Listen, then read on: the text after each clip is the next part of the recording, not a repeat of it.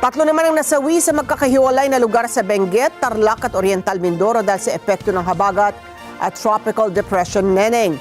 Marami pa rin ang lubog sa baha at patuloy pa rin pong naitatala ang pagguho ng lupa dahil sa patuloy na malalakas na buhos ng ulan. Buong detalye ng balitang yan inetid ni Vin Pascua. Isang 58 anyos na lalaki ang nakitang palutang-lutang sa creek sa Sitio Suheb sa Barangay Bahong, La Trinidad, Benguet. Agad itong inilapit ng mga residenteng nakakita sa bangkay sa mga otoridad para ito ay maiahon. Hindi pa malaman ang pagkakakilanlan nito. Isang 17 anyos na lalaki ang patay matapos malunod sa Mayantok, Tarlac.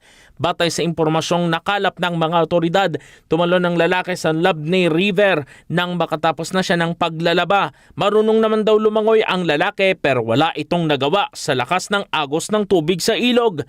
Makalipas ang 3 araw, nahanap ang bangkay ng binatilyo na kinilala ng kuya nito. Patuloy namang iniinda ng mga residente sa Pampanga ang mga pagbaha. Ang lalaking ito, inabot ng lagpas taong baha ang kanyang mga kagamitan, damay maging ang itinabing semento at bigas sa bahay. Ilang gamit mula sa mga binahang bahay ang tinangay ng baha. Bagay na hinakot ng mga residente para makita kung ito ay maaari pang mapakinabangan. Ang iba na hindi maiwasang lumabas ng bahay, wala nang no choice kundi lumusong sa baha. Tila wala nang katapusan ang nararanasang mga pag-ulan sa Iba, Zambales na naitala mula pa kaninang madaling araw. Ilang bukid doon ang natatabunan na ng baha. Umiiyak ang babaeng ito dahil sa natabunan ng gumuhong lupa at debris ang isang lalaki sa Barangay Sinandigan sa Oriental Mindoro. Naganap ang pagguho bandang alas 11 ng umaga.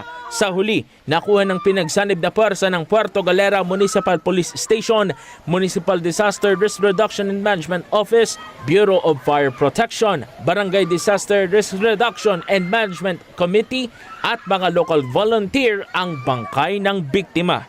Nalubog naman ang ilang kabahayan sa Barangay Lumang Bayan at Tibag sa probinsya ng Occidental Mindoro sa paglilibot ng may-ari ng video na si Jose Riel Lapuz. Kitang-kita ang mga pagbaha kahit ang ilang kalsada sa lugar ay naapektuhan. Dahil sa malakas at tuloy-tuloy na pag-ulan, umapaw nitong Martes ang tubig sa Abra de Ilog. Bunsod niyan, ilang bahay na malapit sa ilog sa Barangay Poblacion ang tinangay.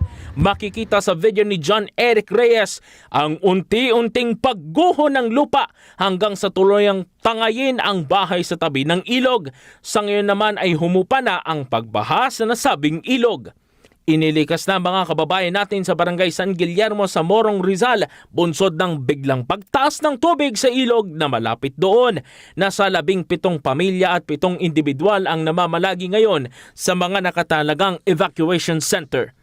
Sa datos ng Office of Civil Defense, mahigit 3.5 billion pesos ang kabuuang halaga ng pinsala sa mga infrastruktura at 1.4 billion pesos ang agricultural damage, bunsod ng mga nagdaang kalamidad na may kasama pang habagat.